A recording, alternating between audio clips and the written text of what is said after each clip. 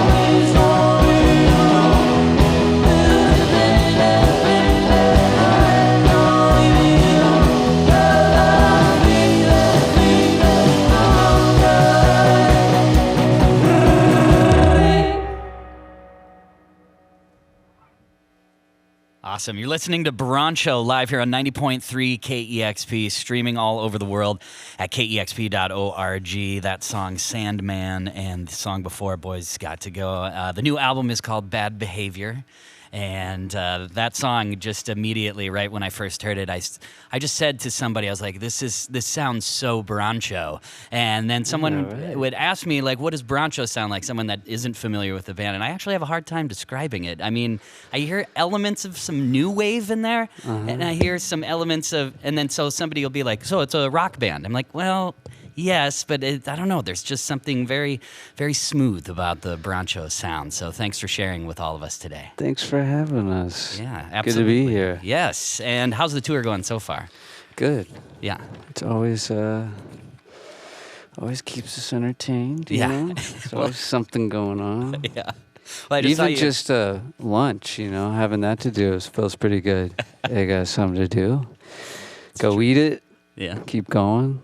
Keep moving forward. That's right. Yeah, I just saw you all a couple days ago at the Fisherman's Village. Yeah, Fest. It felt really good up there. Yeah, it was really fun. Yeah, it was a blast. Actually, our paths keep crossing. We've talked about this, Ryan, like for the last 7 or 8 years. For some reason, our lives keep intertwining. The first time that I had met you was when a mutual friend of ours was wanting both of our bands to be on the label that he was managing at the time, and introduced me to you at the Sunset Tavern in the Ballard neighborhood here. That's right. In Seattle years and years ago. And then both of our bands played the Sasquatch Music Festival. I ran into you backstage or in the VIP area, whatever, and we had a great conversation there out at Sasquatch. It was definitely the VIP area. Yeah, it's the free drink area. Every time we've hung out, it's always been in the VIP area. How's that possible?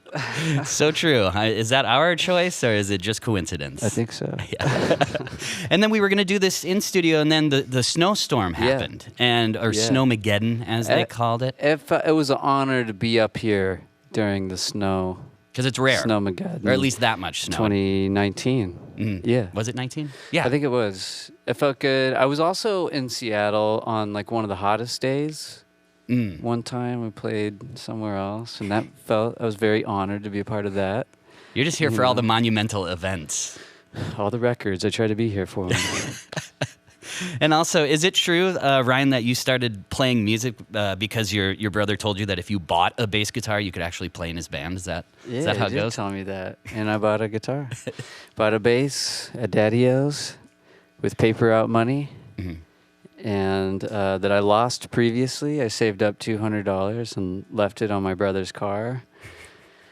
And eventually got another $200 and got that bass. Nice.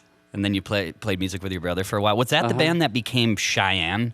No, that was a different band. Okay. Cheyenne happened kind of in the college years. And I started playing with Bo from Cheyenne. Played with them for a while. I feel like all of us have kind of done stuff with Bo in one way or another. All part of that Norman world that we were a part of.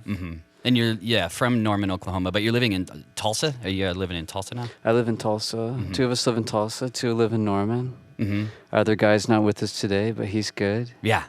Norman, Oklahoma, of course, many people know that. Also home of the Flaming Lips, correct? Yeah. And Tulsa, Oklahoma, not only home to Broncho, but also it's the place where Weird Al filmed his movie UHF. One of my favorite movies of all time. It's so bizarre. I watch it like once every few years. You kind of just, I can't help myself. It's a great movie. Yeah.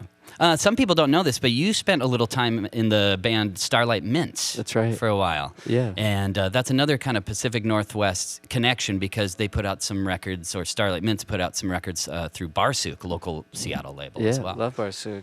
Yeah. I was with them here on that record-setting hot day in Seattle. Oh, that was with a Starlight with Mints tour? Also, I was doing some more research about sort of your musical roots because I actually didn't realize that you were in Starlight Mints. I didn't put that connection together. But also, when you were really young, when you were growing up, you were once handed a cassette tape from a girl that you had a crush on that was The Pretenders, and it was the first time that you heard Brass in Pocket. Yeah. And that song That's right. How'd you know that? And digging deep. Yeah, that was like, I fell pretty hard, pretty fast. That was the first song on there. Brass in Pocket was your favorite song. I'd never heard it. And It's been my favorite ever since. Yeah, I was going to ask because I love those moments when they happen, when you hear something and it sort of inspires you and you sort of paints a picture in your mind. Aside from the Pretenders, were there any other musical moments that have crept into like your music or that your approach to music? Any more transformative musical experiences? I'm all ears at all times. Mm-hmm. So I like to take in everything, and then I feel like we're all filters for the different things that we get into. Roy Orbison had a huge impact on me in a similar way that Chrissy Hine did. And but there's a bunch. So it's just, those are two I can think of right now, for sure. A lot of stuff from up here. This is a great area up here. Yes, thank you. Sorry again about taking the team. I think this should turn into, this feels like we're turning into somewhat of an espionage scene where like maybe you guys are going to send us back to Oklahoma to get your team back, which we will do if you guys want us to do that. We can help. We can be spies. Key Arena looks so good right there. It's like a pyramid that's kind of got layered over a couple things that look good. Key Arena looks good on top. They're remodeling it right now. To get your team back. Or maybe in hopes. We'll do what we can from our end. Don't tell anybody in Oklahoma. We don't want them to know. But we'll go behind the scenes. We'll do some spy work and Thank you. Get you guys your team back. It would be very much appreciated. I think Is that treasonous? No, I think that you could help in that department. We'll help. We'll do what we can. I like it. I'm not mad at it. We got Starbucks there, so you guys already got some spies. We creep in a little bit. You guys got some espionage going on there in OKC. Get your team back. Thank you, Ryan. We'll do what we can. Again, we don't want to be treasonous. We don't want to do anything that would get us in trouble back home. But sometimes we are in trouble back home, so maybe it doesn't matter ultimately. I mean, the album's called Bad Behavior. That's right. We must have planned Now this. we know why. I think we maybe mentally planned it. We did, didn't we? I think we did. That's why we keep running into each other. That's right. Yeah. VIP. Here we are. I'll see you in the VIP hopefully after this. Yeah. Okay. Sounds good. Thank you. Hey, thank you, Troy. Yeah, can we hear some more music from Broncho? Absolutely. Yes, thank you. This is Broncho live here on 90.3 KEXP Seattle.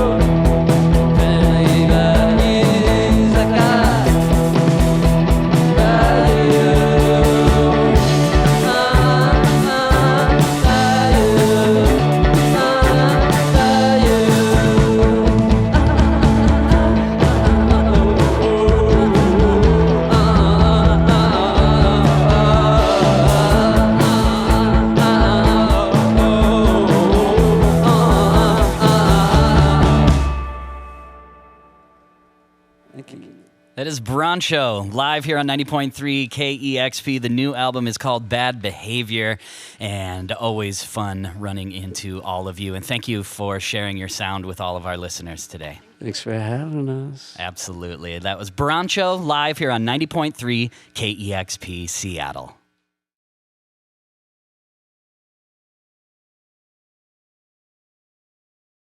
Discover new music at listener-powered KEXP.org.